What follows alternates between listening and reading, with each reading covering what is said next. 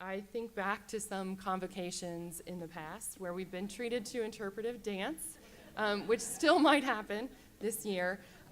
We've been asked to do things like, do more with less, one of our favorites, treat everyone like family. We've been asked to get on the bus, you remember that one? To embrace change, like liquefied butterflies. There have been years when we've been regaled with sports metaphors, we're moving the ball down the field, or even war metaphors, sadly. Conquer our enemies, reach the finish line, go for the touchdown. Throughout all of these convocations, though, that I've been at since 2001, and from those of you who've been here before I have, the point has always been the same. Every single person in this room wants our students to enjoy their time here, to feel supported, to learn a lot, to contribute to society, to leave here as better people than when they came, and to go on to have a fulfilling, productive career. And that's a tall order. This year in particular, it's a tall order in the face of a little bit of change and unpredictability. So we have some temporary leadership, as you see, not only in the dean's office, but also at the university level. We have a new provost and an interim provost and a new president. Our buildings are changing. Our offices are changing. Our budget news fluctuates pretty much month to month, right, Mark? Even from our own class to class, we can't really predict the academic preparedness of the students that we're going to get. That's a little bit uncertain. So things feel a little bit unsteady. So I have my own metaphor to offer up for our college this year. And when I came up with this, I went back to a time in my own life when I felt a little bit unsteady. So back in 2004, many of you knew me back then, Jake was the toddler, and he just had chronic minor illness after minor illness. And I felt extremely harried trying to make my life work with the unpredictable illnesses. And I must have been obviously frazzled because a student in my organizational behavior class, Laura Linton, I think, she was a little bit of a hippie, and she gave me this book on mindfulness. It's never a good sign, right, when a student gives you a self-help book and you're teaching psychology.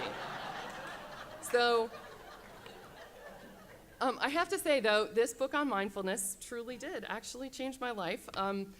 One of the suggestions the author offers up is to envision yourself as a mountain, and the stressors and the change that flows around you flows around the mountain like weather.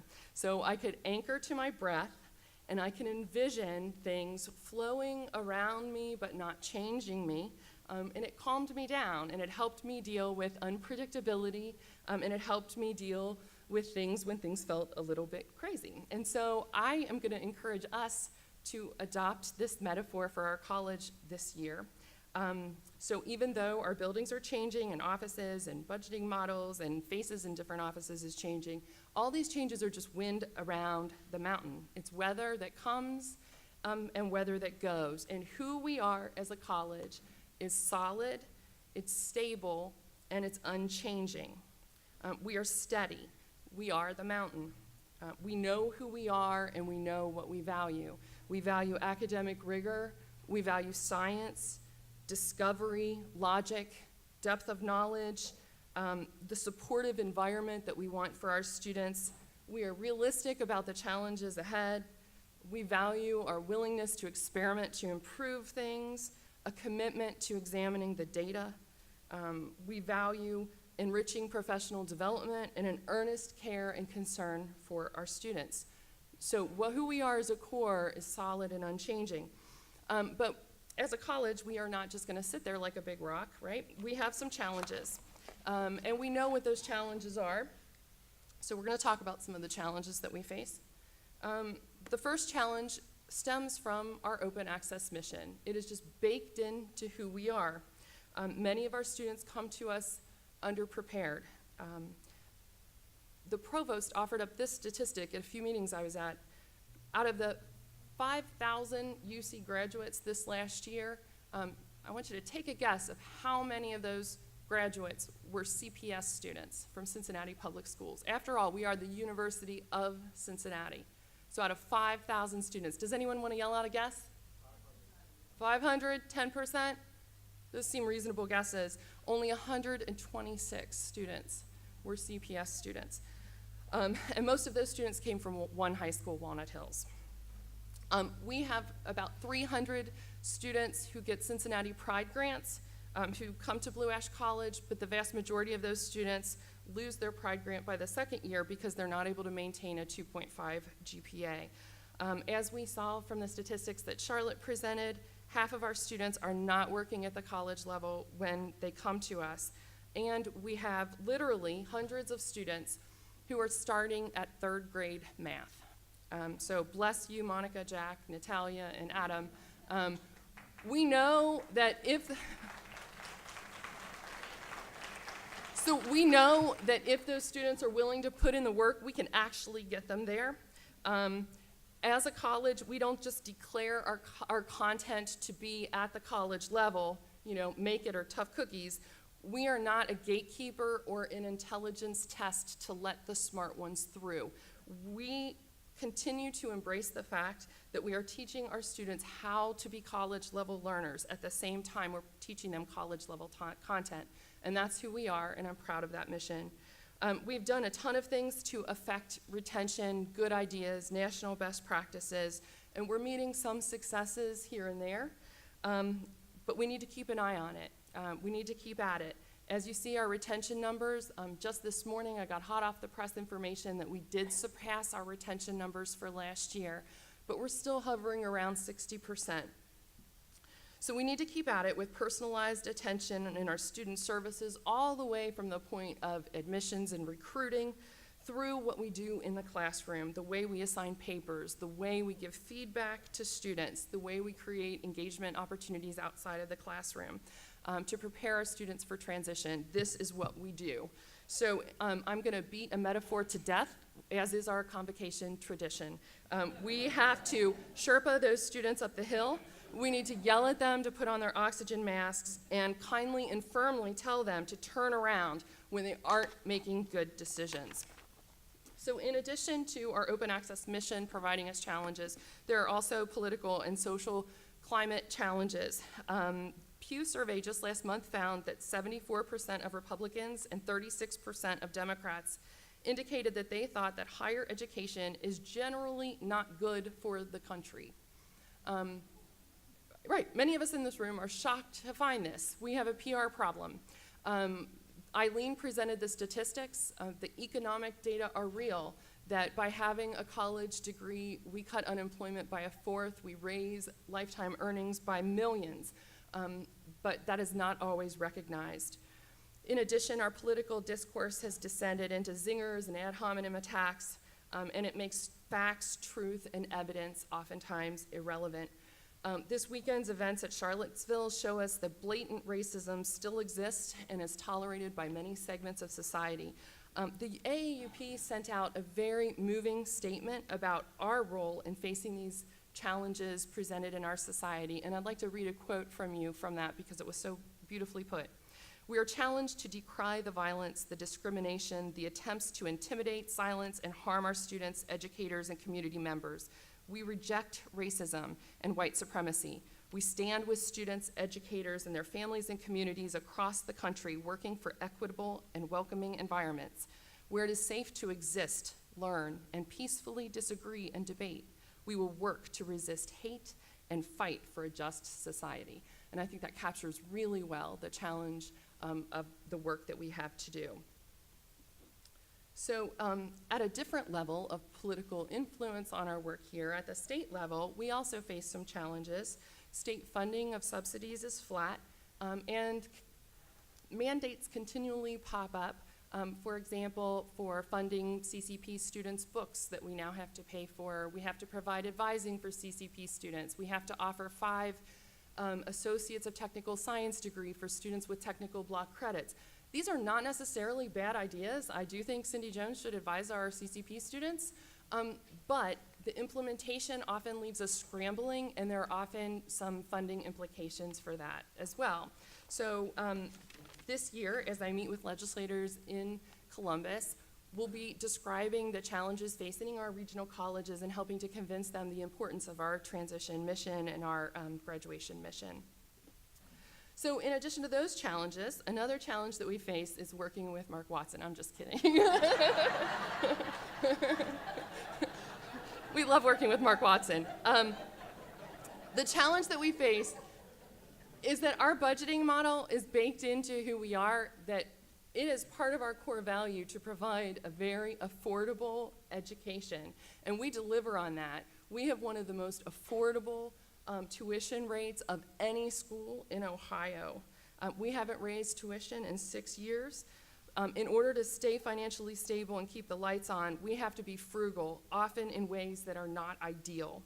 We can't always hire when we want to. We don't have million-dollar donors for buildings yet, right, Meredith? Not yet, right?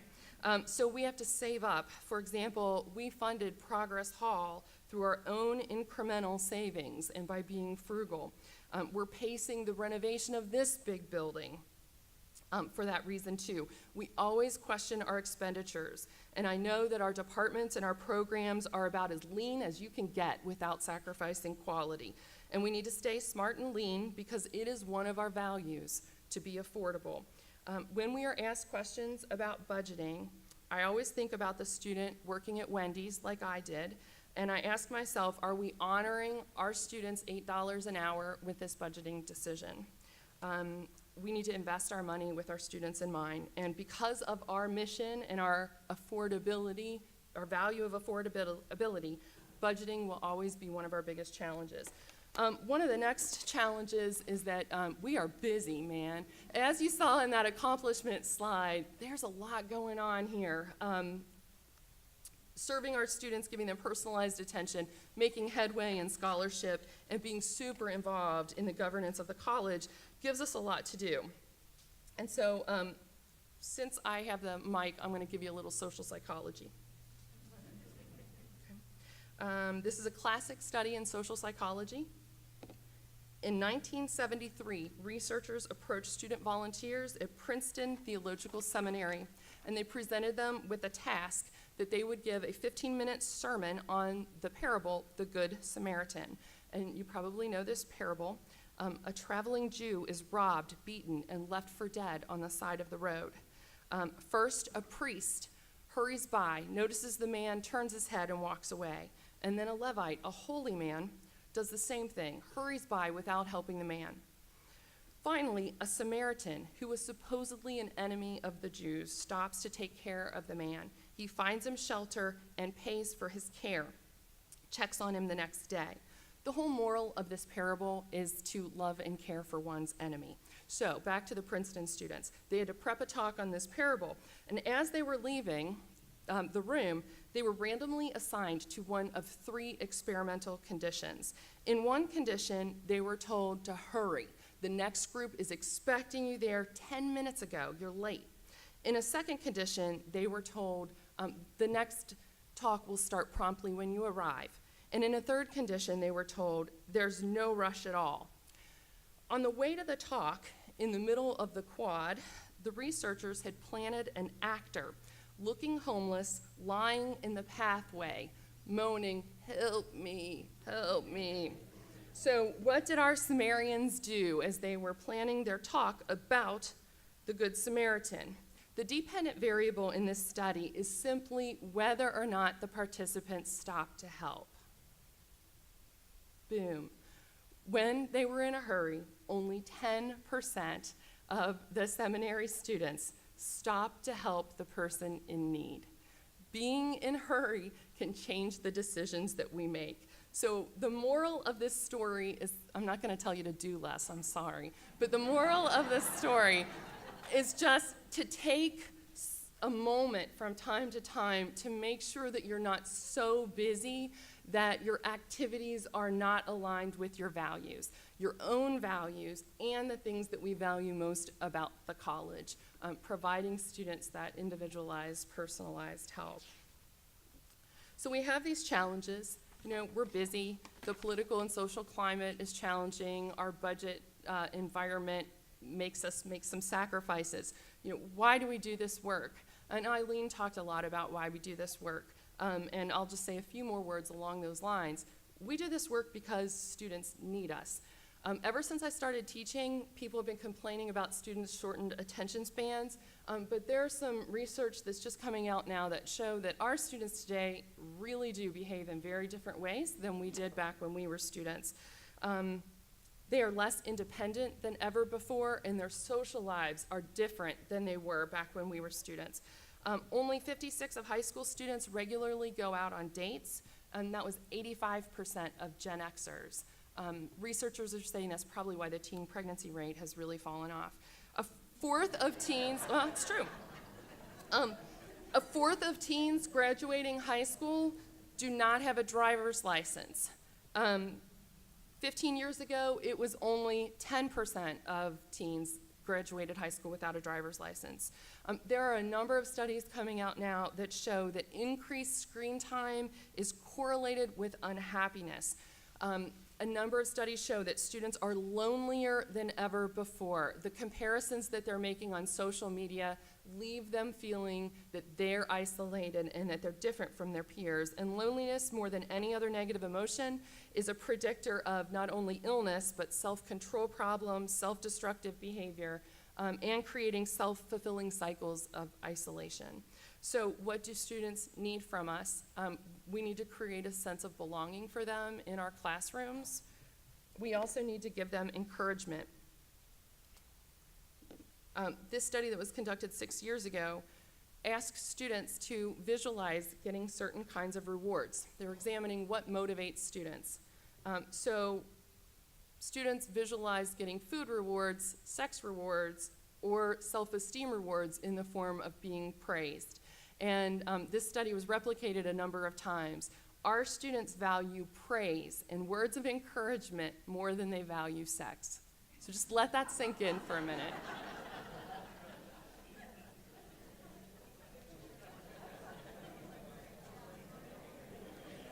Okay, so most of us in this room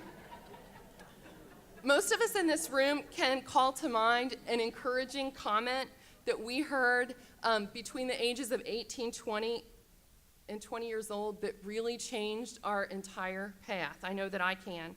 And many of our students haven't gotten much in the way of encouragement in relation to their academic performance. So please don't be too busy to give encouragement that you see for small but positive forward movement in all of our students. And by the way, your peers could probably use a little of that too. Because we value critical thinking here, and that's a good thing, we can be a little heavy on the critical from time to time. Okay, so why else do we do this work? We do this work because we are freaking good at it, right? Yeah. So I'm a reviewer for the journal College Teaching, and whenever I come across articles, I always think, psh, we do it better than that. I know so-and-so in her teaching, she's done that classroom technique for years. Our faculty members win awards, they publish articles, they present at conferences, they teach well. In my role in the Learning and Teaching Center, I was fortunate enough to get a close look at how well that we teach here. And I've always been impressed at the effort and the creativity that you put into your work. Since I've joined the Dean's office last year, I've learned how devoted the administrative team and staff are to the success of this place. One of the things that if you don't work closely with them, you might not realize, no one is about ego. They are just all about making things better, taking input, taking suggestions, working hard, and getting as much data as possible. And I'm so sorry, Steve and Byron, because we work you to death, to try new things. There is not a defensiveness there. It is just about trying to do the right thing. We are a talented group of faculty and staff, and I look forward to helping us build our national reputation for all the things that make us special. Okay, so why else do we do this work? We do this work because it's fun. Eileen talked a little bit about this. Our work allows us for being around wonderful, energetic young people. It allows for our own creativity and intellectual stimulation. The variable intensity of the work and the cycle of the school year and its ebbs and flows is just really rewarding. I hope that you allow yourself to have some fun at work this year, even when things aren't perfect. I hope that you can have some fun while you connect with some of our 50th anniversary celebration events. We have important traditions that we share that make things meaningful, and I would encourage you to become just a little more engaged around here. It doesn't mean that you're sacrificing all of your free time. Be a part of our community. For example, every one of us should go to at least one graduation every 2 years to celebrate our students.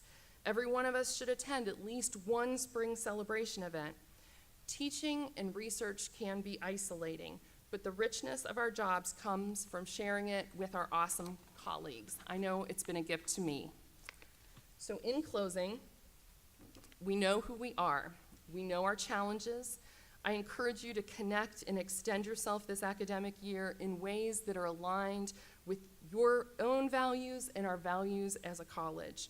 All of the changes that we're experiencing are just wind around the mountain. So we know who we are. We are UC Blue Ash College, inspiring student success, then, now, and always.